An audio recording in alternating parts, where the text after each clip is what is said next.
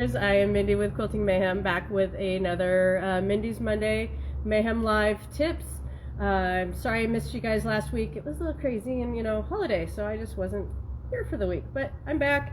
It's June already. Where does time go? I don't know.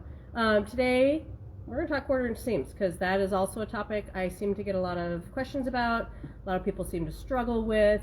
So just basic straight seam knowledge is what I think I'll talk about today. So I'm going to start with basics. On my Bernina that I use what I call a straight stitch plate or a single hole stitch plate. So it looks like this. Machines normally come with something like this. This is so you can do your decorative stitches, your zigzag, be able to adjust your needle back and forth, right? Hey Curtis, happy Monday. I missed you this weekend. I was in charge of Kimberbell and you weren't here. But I still love you, all right? So straight stitch plate. If I'm doing straight seams, I use this plate. I'm going to try to demonstrate on this lovely machine today. If I can put the foot on correctly, the plate on correctly. And I also use the 97 D foot. Now because it's Bernina, D stands for dual feed. If you don't have dual feed, you can get just a regular 97. So I love this foot. So you can see straight down the middle. It's got a nice wide opening. It has notches. I don't know if I can show you these notches. Yep. So right here is actual quarter-inch markings on the foot. So when you're trying to do different increments, so you know where you're stopping with your project, you actually have those measurements on the side of the foot. So you actually can stop a quarter-inch from the end if you need to, or go past by a quarter-inch. They're just very helpful to have on that foot. Now, if you're not a Bernina owner, A, you should be. B, we still love you. And hopefully you have a quarter-inch foot that has some markings and things to help you out for your stitching also. Oh, the other thing I love. So, scant seam. If you're a new sewist and you've heard the word scant seam and you don't understand, all it is meaning not quite quarter-inch. So we always recommend just test out your quarter-inch seams, and I'm going to do that in a second. And then you can test where you need to put your fabric with your foot. Now for this lovely foot, what I love is there's essentially a little notch on that right-hand side. And since I'm right-handed, all my seams are going to come along this edge. So I actually try to be just inside the little notch, where right on the outside is the true quarter. So that's what helps me get my scant quarter-inch. And that's all I ever sew. Hey Kim, welcome. Happy Monday. And just because I like to have a little extra, so I always sew scant, so my seams give me a little more room, and then I trim. I was raised to trim, as much as I don't always love it when I'm trimming a gazillion blocks.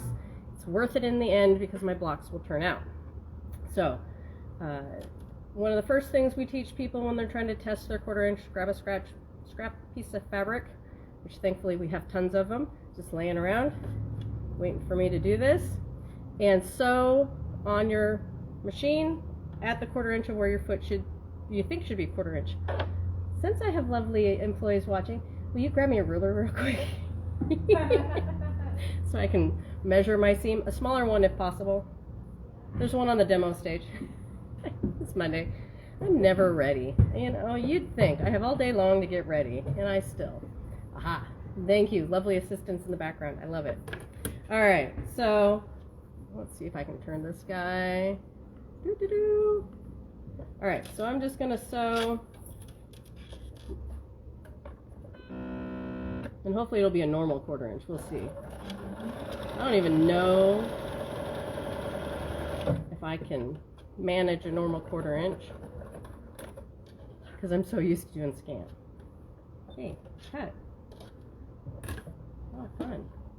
Alright, so then what you end up doing is taking that seam that you just sewed and measure.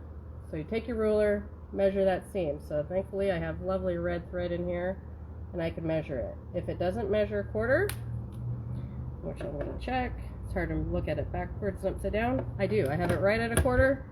Nice, lovely seam. The thread. There we go.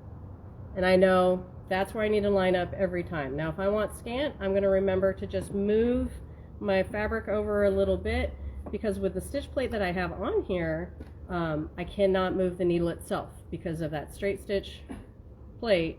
If I try to move my needle, I will slam that needle down on top of this foot, on top of that stitch plate, and break things, and we don't like that.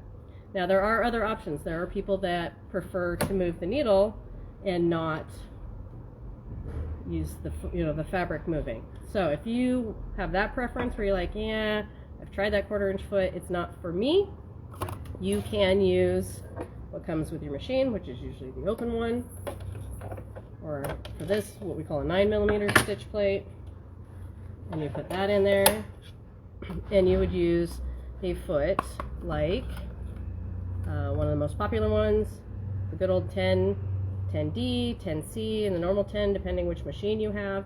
This one people like, it has a guide right down the middle. So if you're trying to make sure that things are lined up right with the needle, that guide makes it extra helpful.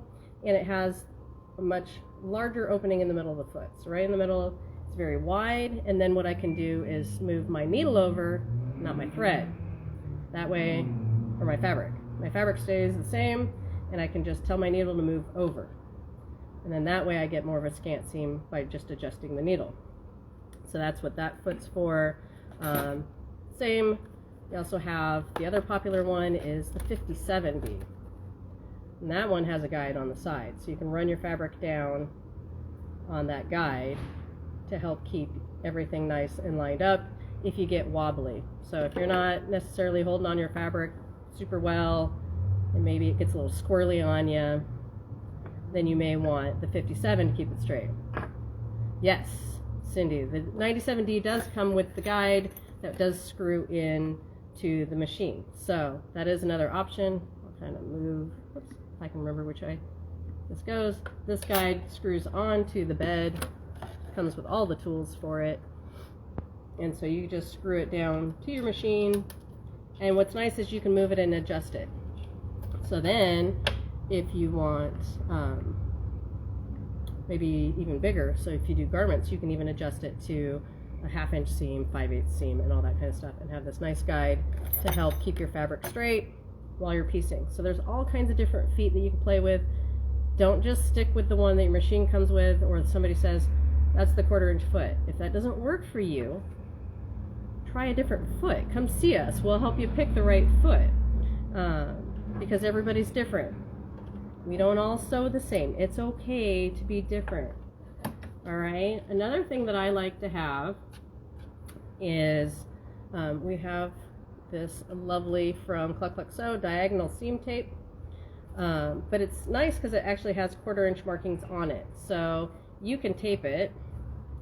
Trying not to make you too dizzy here, guys. Going back and forth. But you can tape it right to your machine. And what's nice is it has a red line for the middle, and on this table there actually is a line that lines up with your needle. Then you can just kind of tear it off. Well, let's see if I can get you a little closer. Actually, I'll just show you the tape. So I have the red line lined up straight with the needle, and then that way the black lines are 1/4 inch to either side of my needle. So this can help you in trying to line up your fabrics, and also when you're doing diagonal seams for like 1/2 square triangles and those kinds of things. So I have tape like this that just, it lives on my machine. It doesn't hurt anything, and I don't have it all the way up to the needle, so I'm not going to stitch on it. And that way, if I'm trying to slide this table off, it still will come off cleanly if I don't knock over my stand. And so you can see, so that's what the tape looks like on the table. And I just make sure that when I put it back on, that it's still lined up. You don't want to accidentally have it not quite lined up.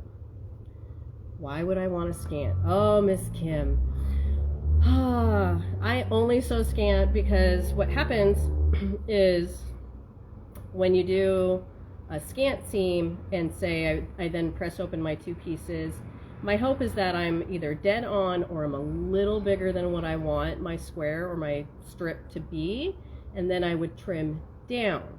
What it is doing is it's giving me a better chance at accuracy, because trimming down to where I need to be makes sure that I'm not too skinny, where if I do dead on 1/4 inch seams and I don't necessarily get my block wide enough like I should because of whatever reason with my seam, then you run into that chance of having a little bit of wonkiness if your seams don't just quite go the way you want them to. So I've just always been trained. I do scant so that I have too much, and then I trim it down so that everything lines up all pretty in the end. And how do I know if it's in the correct place? So you can test it. Once you lay it down, then I would just go back, lay my fabric along that line, and do that test sew again. Measure your test sew. If it's off, you can pick up that tape, move it over, and put it back down and test it again. So make sure, yeah, play with the tape. What I like, I know it's correct on this only because the table has a dead center line for the needle, and I've got it right on that line. But definitely you want to test it out. Just take your scrap fabric again, sew your line following the line on your tape, measure it, and make sure it's how you want it. Thank you, Joyce. This is Toad and Sew. Go to their Instagram. I love our town. All the traffic in the background.